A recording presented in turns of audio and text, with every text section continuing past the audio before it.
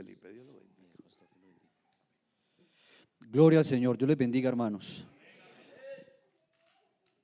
Gracias al Señor que tenemos la bendición y el honor, privilegio de glorificar, de honrar su nombre, ¿cierto? Yo quiero invitarle a que me acompañe rápidamente a la palabra. Vamos a ir al Evangelio de Jesús según Lucas.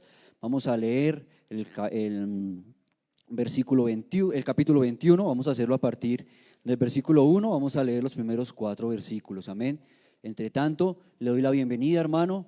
Siéntase honrado esta noche de estar aquí en presencia del Señor Jesús y en compañía de los santos, adorando al Señor Jesús. Saludar al hermano Carlos, la hermana Mercedes, el pastor Darwin, bueno, a todos y al comité de música, a los músicos. Gracias a Dios por todo. Vamos a leer la palabra del Señor Jesús, amén. Dice la palabra del Señor. Yo le invito a que usted me ayude allá leyendo mentalmente. Yo voy a hacer lectura desde aquí. Dice así la palabra de Dios: levantando los ojos, vio a los ricos que echaban sus ofrendas en el arca de las ofrendas. Vio también a una viuda muy pobre que echaba allí 2 blancas. Y dijo: en verdad os digo que esta viuda pobre echó más que todos, porque todos aquellos echaron para las ofrendas de Dios de lo que les sobraba, mas esta de su pobreza echó todo el sustento que tenía. Diga gloria a Dios. Amén. Y esté cómodo, por favor. El tiempo ha avanzado, hermanos. Esperemos que también el tiempo nos sea compasivo con nosotros esta noche. Hay una pregunta muy enfática esta noche. El hermano que estaba dirigiendo el culto la mencionó, ¿la recuerda? La pregunta es: ¿y tú cómo sirves? Esa es la pregunta.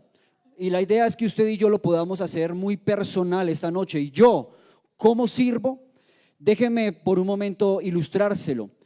2 jóvenes tienen la misma aspiración de dar comienzo a sus estudios profesionales, motivados por el hambre de un futuro prometedor como cualquier joven, pero con una particularidad. Todos aquellos los dos acuden a la mejor escuela de medicina, y los dos pasan exactamente por los mismos filtros, dentro de los cuales hay una entrevista. Y en esa entrevista los dos tienen que responder las mismas preguntas, y sobresale una pregunta: ¿por qué quieres estudiar medicina? Entonces uno de ellos presta atención a la respuesta de este. Dice: mi familia está llena de médicos, mi padre es médico y su padre también lo fue, y yo no puedo ser la excepción a la regla.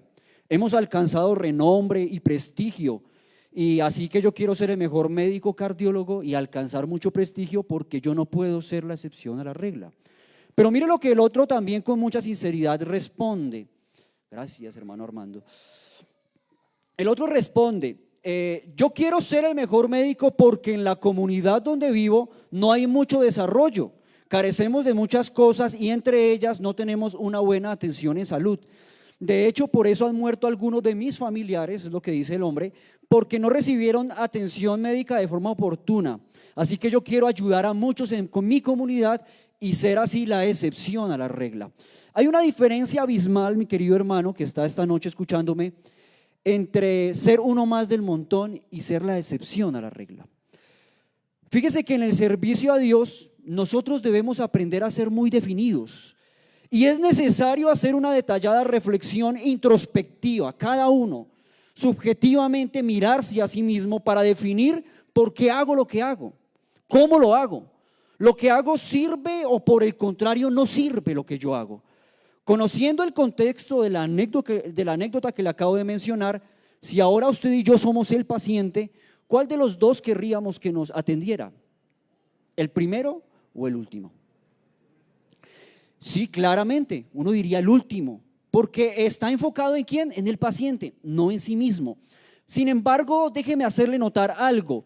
La idea de esto, hermano, es que los dos son buenos. Y te presentan el primero, le dicen: aquí está el médico cardiólogo que lo va a operar. Él ya perdió la cuenta de las veces que ha hecho la cirugía que le va a hacer a usted.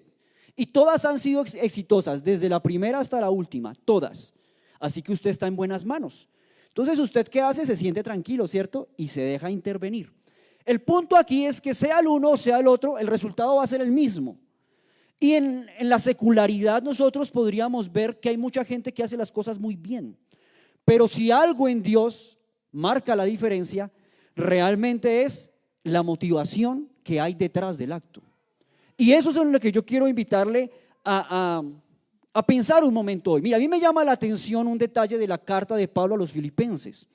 Justo en su capítulo 1, fíjese que Pablo está preso y está en una cárcel de Roma. Probablemente no le está yendo muy bien, lo que humanamente podríamos referir. Y por lo menos alguno de nosotros o los de su época podría decir, venga, tanto que Pablo le sirve a Dios y no parece lógico que esté en esa situación, no parece lógico que esté encarcelado. Sin embargo, mire y detalle muy bien lo que Pablo escribe. Quiero que sepáis, hermanos, que las cosas que me han sucedido han redundado más bien para el progreso del evangelio, de tal manera que mis prisiones se han hecho patentes en Cristo en todo el pretorio y a todos los demás. Y la mayoría de los hermanos, cobrando ánimo en el Señor con mis prisiones, se han motivado. Se atreven mucho más a hablar la palabra sin temor. Y mira el versículo 15, porque es que aquí está el punto enfático. Algunos a la verdad predican a Cristo por envidia y contienda, pero otros de buena voluntad.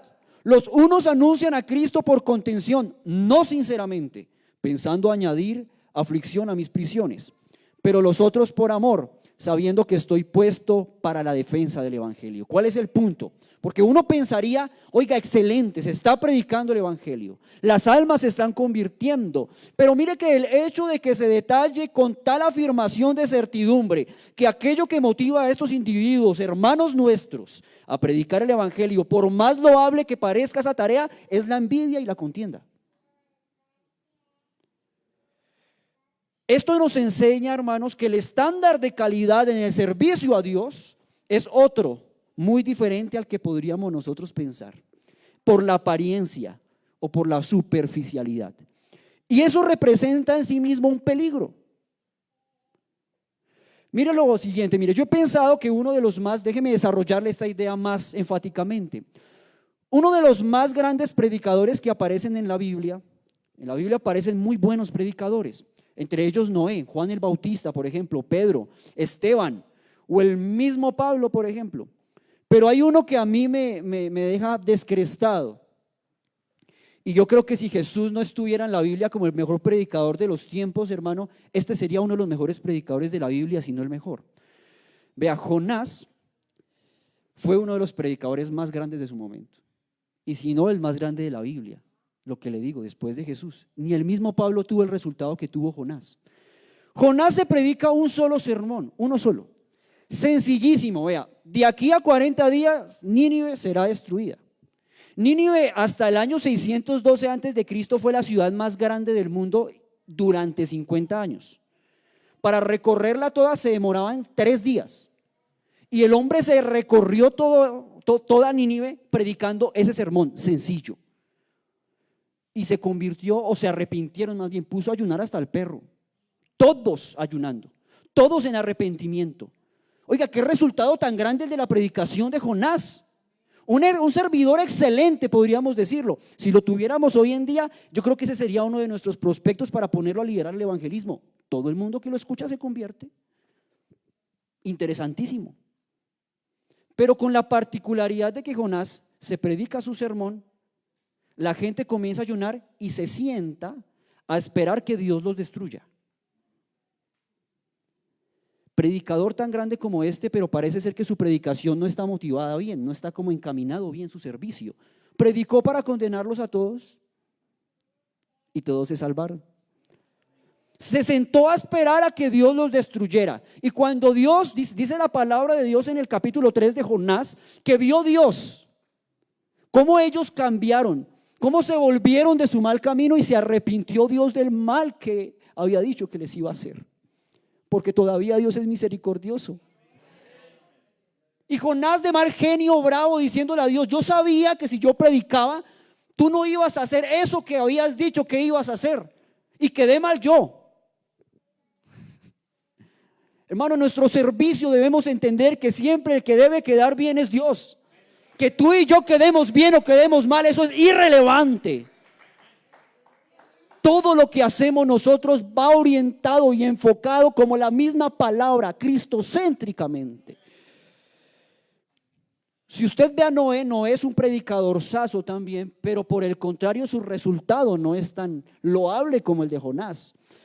Noé, si bien no sería el mejor de los predicadores, y usted y yo ese sí no lo pondríamos a liderar evangelismo, porque aparentemente ninguno de los resultados de su predicación parece ser bueno, aunque predicó por casi 100 años mientras construía el arca, y el arca estaba con sus puertas abiertas de par en par, no logró salvar sino solamente a su familia, y el resto del mundo ninguno.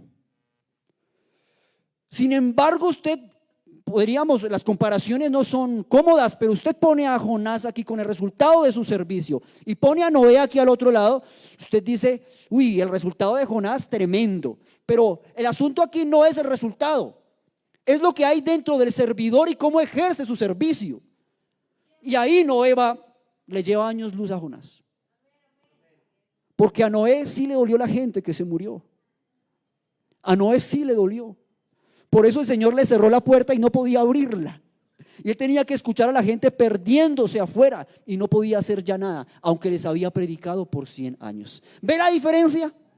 Mire que todo esto nos debe enseñar y nos debe encaminar y enfocar muy bien en nuestro servicio, por sencillo o complejo que sea.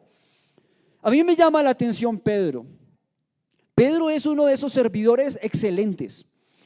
Pedro, en todo el proceso que nos muestra la Biblia acerca de Pedro, hay muchas cosas que nos podrían llamar la atención. Una de esas es que Pedro es uno de esos personajes de los cuales usted diría, uy, qué unción, una unción envidiable. La unción de Pedro era tal que pasaba y solamente su sombra sanaba a los enfermos. Imagínese ese grado de unción. Pero Pedro no siempre fue así. Cuando tú ves a Pedro, Pedro tiene un orgullo disfrazado de humildad, un servicio aparentemente acertado, alejado del amor expresado en servicio. El mismo Pablo tiene que llamar la atención de Pedro públicamente, porque aunque tenía unción al 100, resulta que su actuar parecía no cuadrar con la unción que él tenía o el servicio que él ejercía. Su ego, exactamente. Pero mire que hay una escena que me llama la atención a mí. Capítulo 13 de Juan, del Evangelio según Juan, menciona algo que usted y yo conocemos bien, sea por películas o porque en algún momento lo han mencionado, o gracias a Dios lo hemos leído. Y es el lavamiento de los pies. Dice la palabra de Dios, y aunque muchos han usado este texto bíblico para hablar de la humildad, lo han encaminado mal, porque esto no enseña la humildad, aunque está implícita. Pero es que la humildad alejada del amor no sirve para nada. La humildad alejada del amor es orgullo disfrazado de humildad. Y ese era el problema de Pedro. El capítulo 13 de Juan comienza diciendo que Jesús a los que amó los amó hasta el extremo y los amó hasta el fin. Y estando ahí días antes de comenzar su suplicio a lo que sería la crucifixión, está ahí para enseñarles una última lección a sus discípulos en su ministerio público. ¿Cuál? El servicio como una expresión de amor. ¿Y cómo lo hace? Lavando sus pies. Imagínense la escena, déjeme describírsela por un momento. Está Jesús en la costumbre de la época, cuando el maestro, el rabí se sentaba a comer, sus discípulos se sentaban, y el orden en el que se sentaban a partir de su maestro significaba el grado de importancia que ellos tenían. Así que ellos tienen una discusión muy interesante, según el detalle que da Lucas y no Juan. ¿Cuál? Están discutiendo cuál de ellos es el mayor, para saber cómo se sientan o si están sentados en el orden adecuado. Y Jesús está ahí. ¿Sabe qué hace Jesús? Están próximos a compartir la Pascua, ¿no? Y mientras ellos tienen en la mente que la Pascua es la celebración que conmemora la salida de ellos de Egipto, Jesús tiene en mente probablemente lo que va a sufrir, porque Él es nuestra Pascua. Y en medio de esa discusión, o de que están pensando cómo es el orden en que se sientan o quién es el mayor de ellos, Jesús se levanta, se despoja de su dignidad, de su capa, y como el rabí que era, y comienza a lavar los pies de sus discípulos. Detallemos un poco eso. ¿Cómo así que comienza a lavar los pies de sus discípulos? Déjeme contextualizárselo un poco. Piensa en este instante qué cosa tú nunca harías porque es lo suficientemente humillante para no hacerlo. ¿Qué cosa tú nunca soportarías? ¿Ya lo pensó? ¿Ya lo tiene ahí? ¿Qué grosería tú nunca aceptarías? ¿Qué grosería te llevaría a colgar el evangelio por un momento? Porque a veces pasa.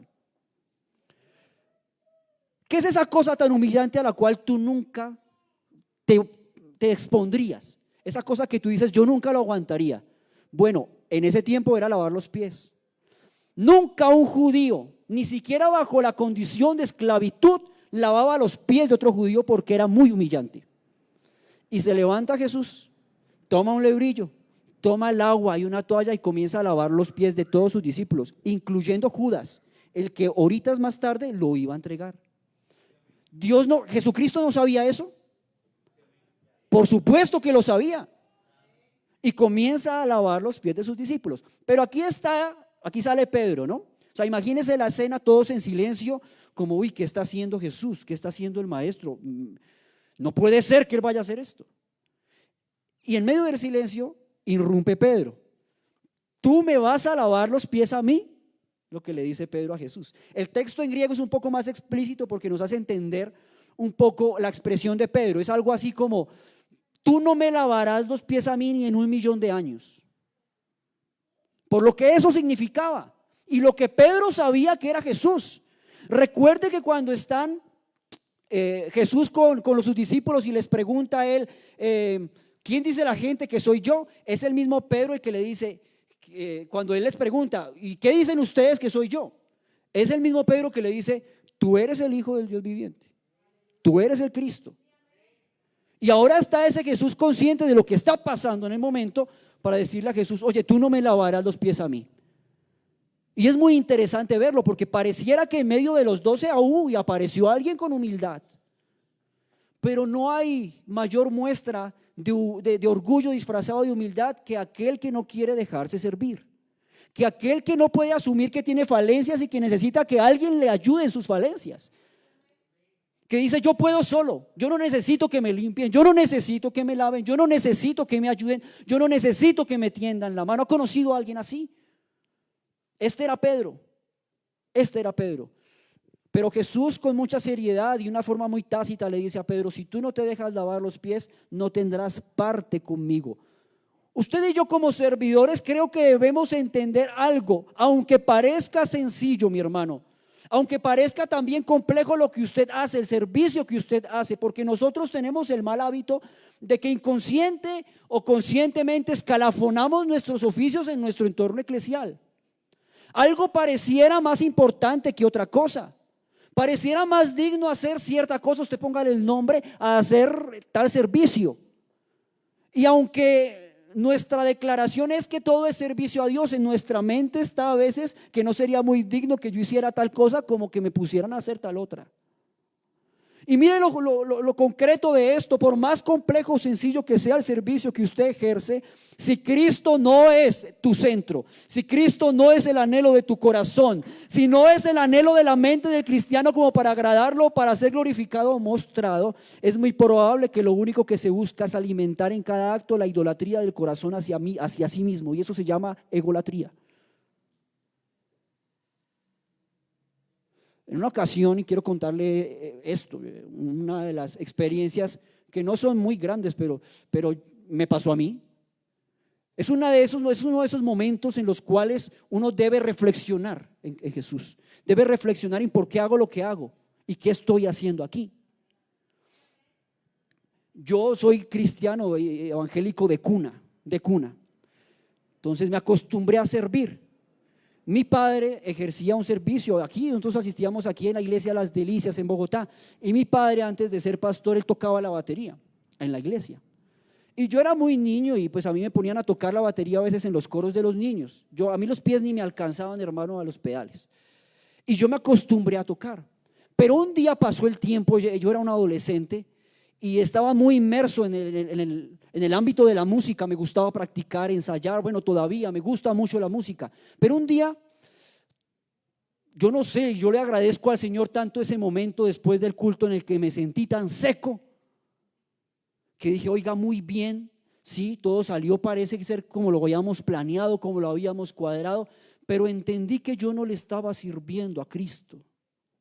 yo me estaba sirviendo a mí mismo. Y podemos correr el riesgo cualquiera de nosotros que le hayamos tanto gusto a lo que estamos haciendo, que Cristo no es nuestro centro. Y estamos satisfechos y se nos va el tiempo sirviendo y sirviendo. Nos gustan los halagos, nos gusta que nos pongan en lugares dignos, que nos tengan como en aprecio, y eso hace que nuestro ego comience a inflarse. Y entonces pasa el tiempo y nos servimos a nosotros mismos y todo está bien. ¿Y Cristo dónde aparece? ¿Cristo dónde está? Y es ahí donde usted y yo entonces debemos reflexionar, traer a la memoria, como lo diría el salmista David. ¿Cómo lo dice el salmista David? Usted lo ha escuchado. Mire, bendice alma mía Jehová y no olvides ninguno de sus beneficios. Escuche bien, Él es quien sana todas tus dolencias, quien perdona todas tus iniquidades, quien rescata del hoyo tu vida. Y es que la verdad, el que te corona de favores y de misericordias, el que si te caes te levanta y te da alas como de águila. Eso es lo que dice el Salmo. Pero hermano, aquí lo que tiene que analizar uno es que uno realmente no es que haga mucho, uno no es que haga nada, Él lo hace todo.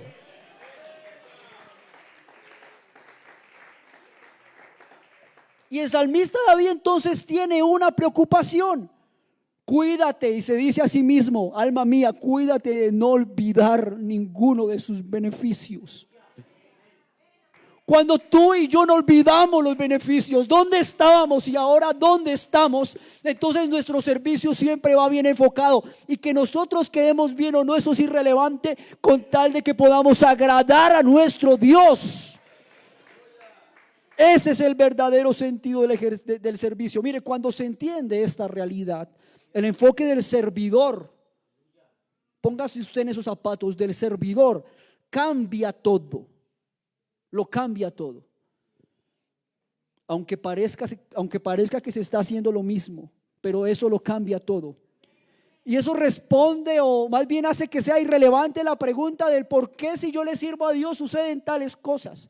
¿Por qué si yo soy siervo de Dios? ¿Y por qué si yo voy a culto? ¿Y por qué si yo hago esto me pasa tal otra? Una de las cosas con las que lidiamos hoy en día es que parece ser que la gente se acerca a Dios pensando en el confort, pensando en que nunca le va a pasar nada, pensando en que nunca se va a enfermar, pensando en que nunca va a atravesar por una situación familiar difícil, o que nunca va a quedar en desempleo, o que el dinero nunca le va a faltar. Eso es falso.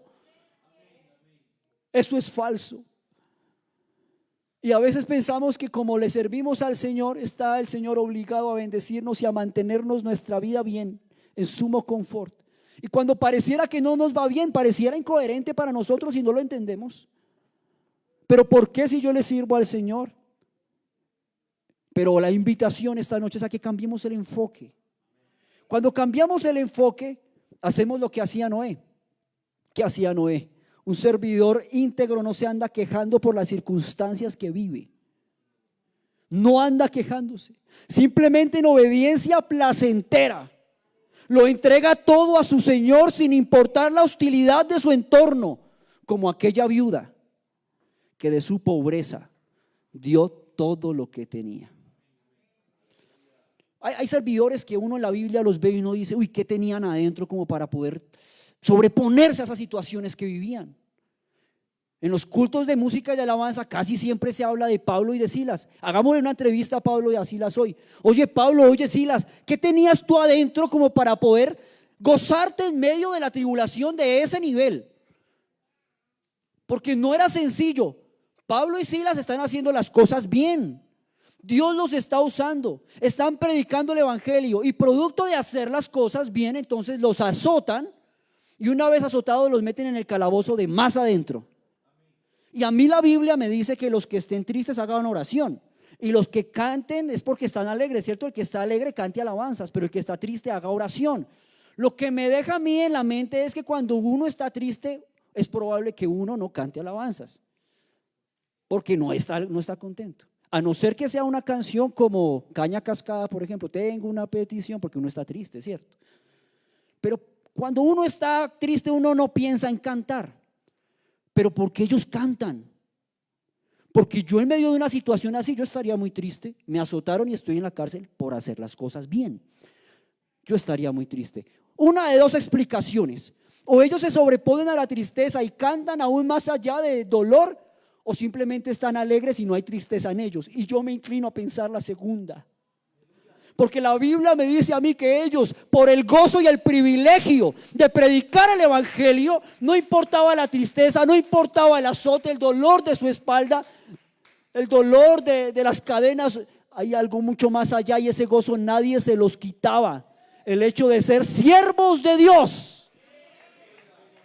Usted no los ve quejándose, hermano, no los ve quejándose. Tal vez usted como servidor ha vivido experiencias duras de las cuales podría testificar. Hay servidores que han vivido unas cosas tremendas, hermano. Pero una de las cosas que me tocó vivir a mí, por ejemplo, es que yo no lo entendía. Era un niño y durante, no sé, unos cuantos días nos tocó comer arroz. Y el arroz es rico. El rolo siempre come arroz en su almuerzo, ¿cierto? Siempre. Pero va acompañado de algo. Pero ese día nos tocó comer arroz sin nada. Y al siguiente día otra vez. Y al siguiente día otra vez. Y no sé por qué, no, por alguna razón la sobremesa era, si quería sobremesa tenía que ser agua. Y yo me quejé. Pero pensando en esto, hermano, yo me acordaba, y yo nunca vi ni a mi papá ni a mi mamá quejarse, ni en esta ni en otras situaciones, nunca. Y eso es increíble según la sabiduría del mundo, como dijera Pablo. Porque Pablo es alguien que sufre y vuelve a sufrir, y pareciera que la gente le dice: oye, mira a tu Dios, cómo le sirves y mira cómo te trata. Porque el enfoque es distinto. Pero cuando nosotros somos verdaderos servidores de Dios, con el verdadero enfoque y motivados por el hecho de que Cristo ya hizo por mí lo que tenía que hacer y por consiguiente yo le sirvo, eso es muy diferente, hermano, porque no importa lo que yo pase, no me voy a quejar. Es un privilegio servirle.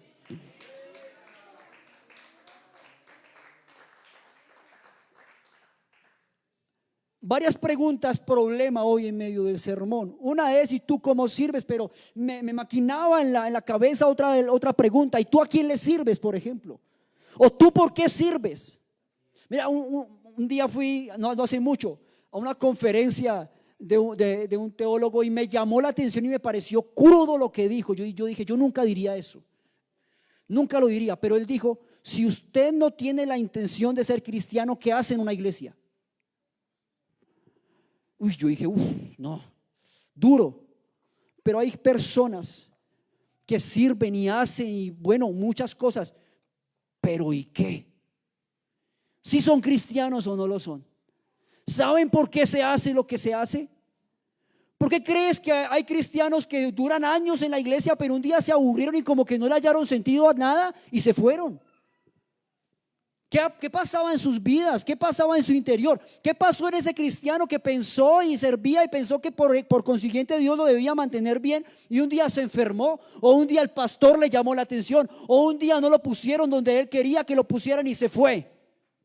¿Qué pasó? ¿Qué lo motivaba entonces? ¿Por qué servía? Hoy la reflexión para nosotros es que hagamos un alto en el camino, y más allá de la emoción, hagamos una introspección y digamos: yo estoy aquí plantado, y si me dicen que diga gloria a Dios, yo lo hago. Si me dicen que diga amén, yo lo hago. Si me dicen que hay que cantar, yo lo hago. Pero ¿por qué lo hago? Para concluir, hermano, déjeme aplicarle algunas cosas. Mire, una de las cosas que nosotros sí pudiéramos concluir esta noche, siguiendo el ejemplo de la viuda, que de su pobreza dio todo lo que tenía, aunque eso al estándar del ojo de los que lo estaban viendo en ese momento no era nada, porque no era nada, hermano, en comparación a lo que los otros daban. Pero teniendo en cuenta eso, hermano, haga lo siguiente: mire, tengamos en esta noche la conciencia de la necesidad de no mirar a otros como para despreciar lo que Dios ha puesto en nuestras manos. Mira, ese sí sabe, mira cómo lo hace, mira cómo habla. Yo creo que yo mejor renuncio. A tu parecer, hermano, eso sería lo último, lo mejor de lo mejor. ese servicio que ofrecen otros, pero quien sabe realmente la calidad del servicio, porque es el que pesa los corazones. Y quien da el pago a cada uno según sea su obra, no en cantidad, sino en calidad, ese es Jesucristo, que es el que recibe el servicio.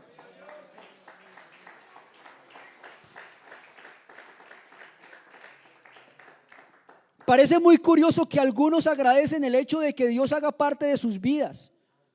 Y yo le quiero decir esto porque nosotros estamos llamados como hijos de Dios a darle todo a Él, porque Él ya no lo dio todo.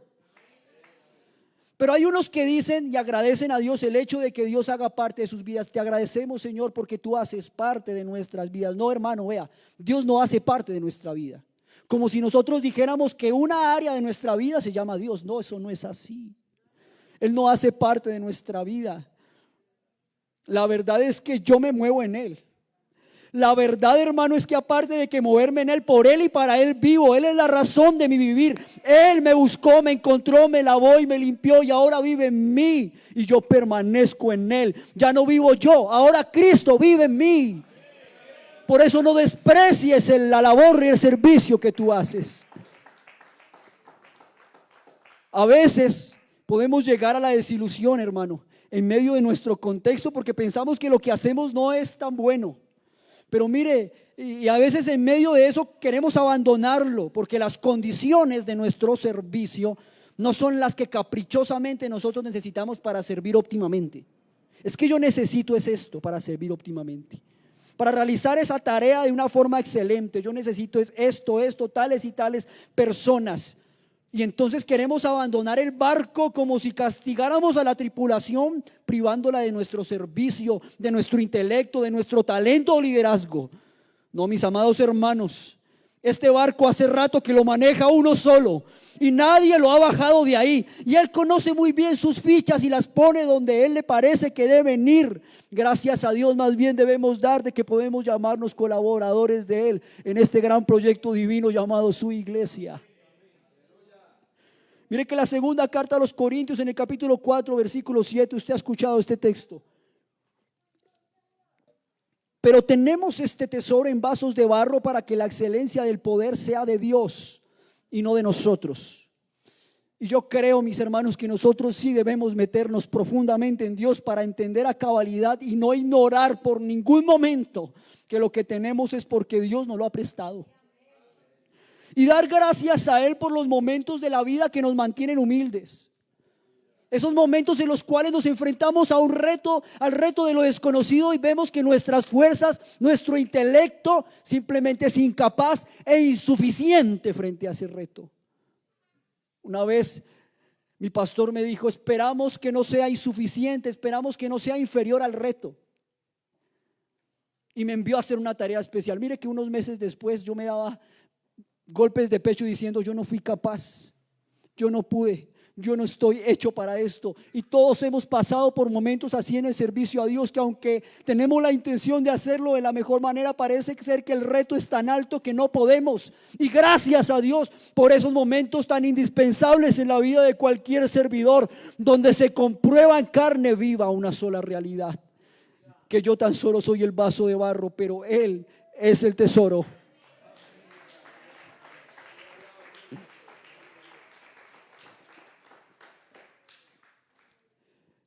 Dios nos libre, hermanos, de la pretensión, como para pensar que se nos debe reconocer algo con el debido protocolo que concierne a lo que en nuestro concepto es nuestra actividad, es nuestra tarea, es lo que hacemos.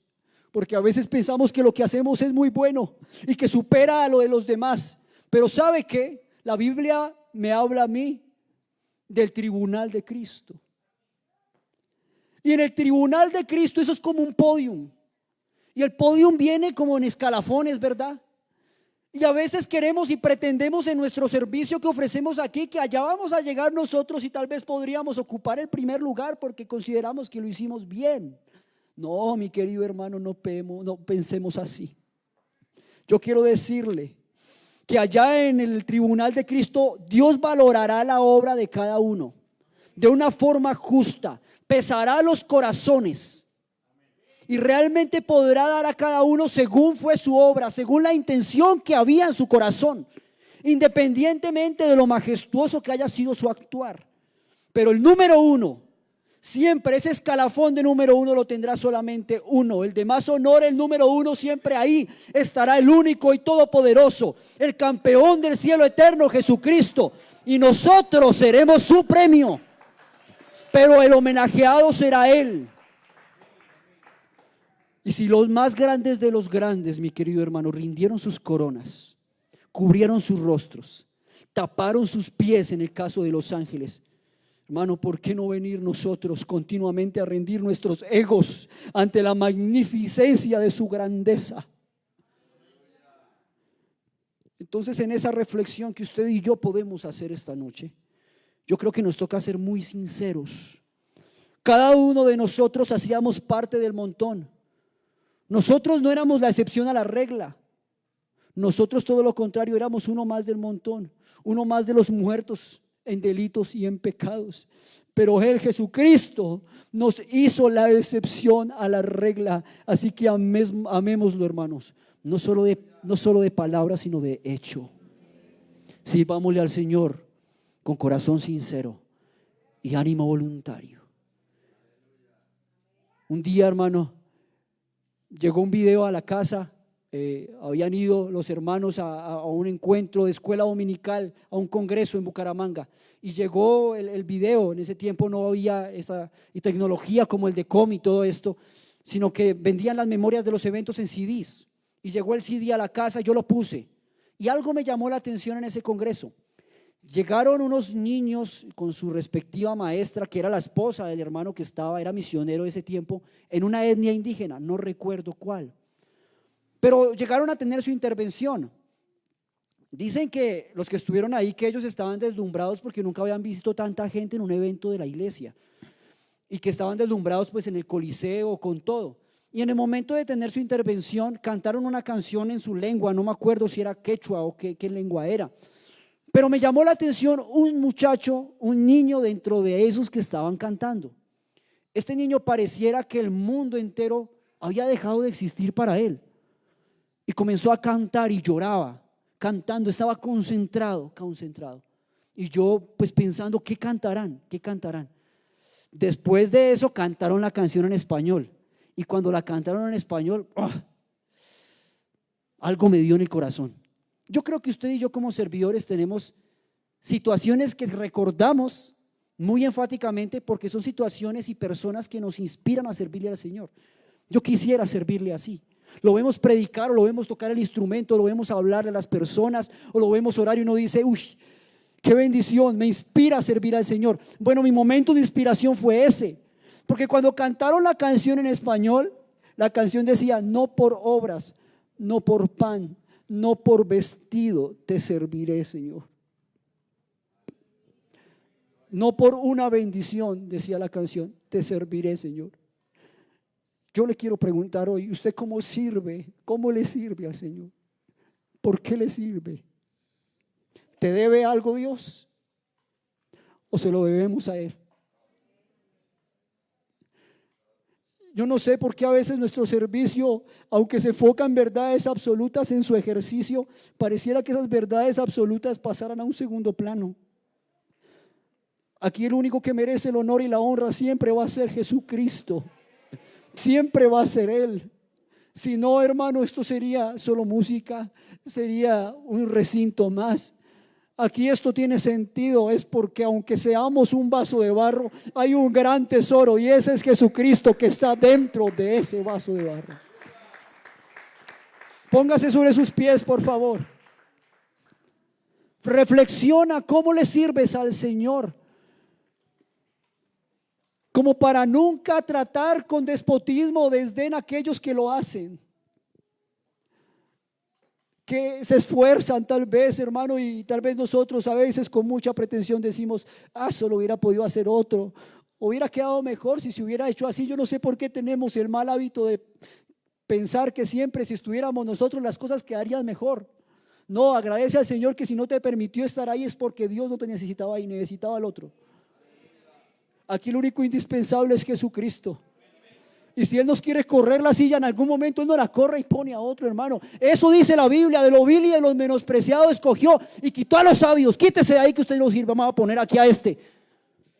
Y cuando miraban a los discípulos decían, oiga, ¿y estos de dónde tienen esas letras? Reconocían que habían andado con Jesús.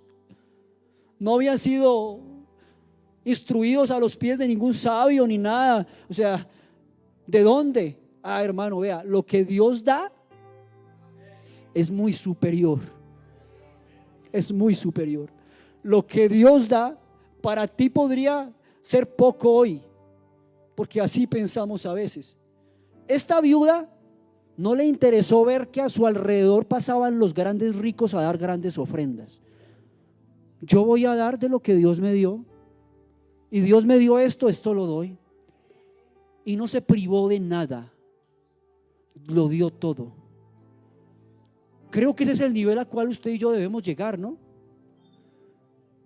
Porque una de las cosas que debemos analizar y reflexionar hoy es que si estamos aquí y pretendemos hacer un servicio para el Señor es porque Él nos sirvió primero. Si Él no nos hubiera servido primero, cualquier cosa que hagamos no tendría sentido. Dice la palabra de Dios que cualquier cosa que hiciera la persona, aunque creyera que fuera de bien, yo soy una persona de bien, yo no le hago daño a nadie, todo eso son trapos de inmundicia ante Él. Por consiguiente, Él tuvo que ofrecerse a sí mismo para calmar la ira del justo juicio de Dios. Y que usted y yo podamos hoy cantar una canción, por sencilla que parezca, y que a Él le agrade. ¿No le parece eso grande? Muy grande. Muy grande eso, hermano. No sé cuál sea el servicio que hasta ahora tú le has ofrecido al Señor, pero nunca desmayes. Síguelo haciendo, síguelo haciendo, síguelo haciendo para Él, una y otra vez. No sé si reconoces esta noche que ha habido un poco de pretensión en tu corazón y tengas que hoy decir, Señor, sí, me he puesto por encima y hoy yo tengo que bajarme.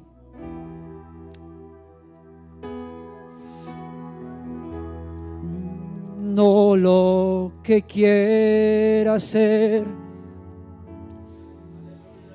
ni donde quiera ir, pues quién soy yo que deba decidir.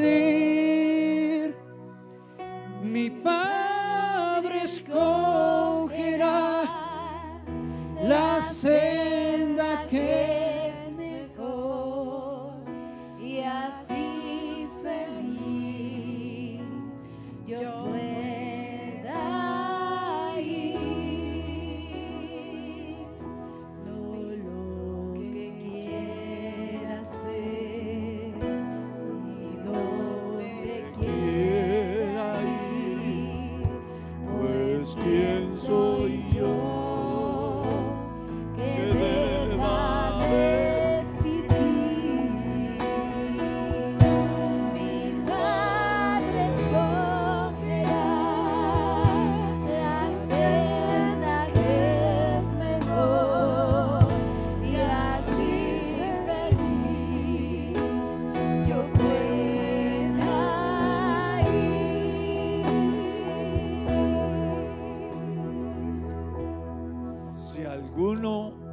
sirve, sígame, y donde yo estuviere, allí estará mi servidor.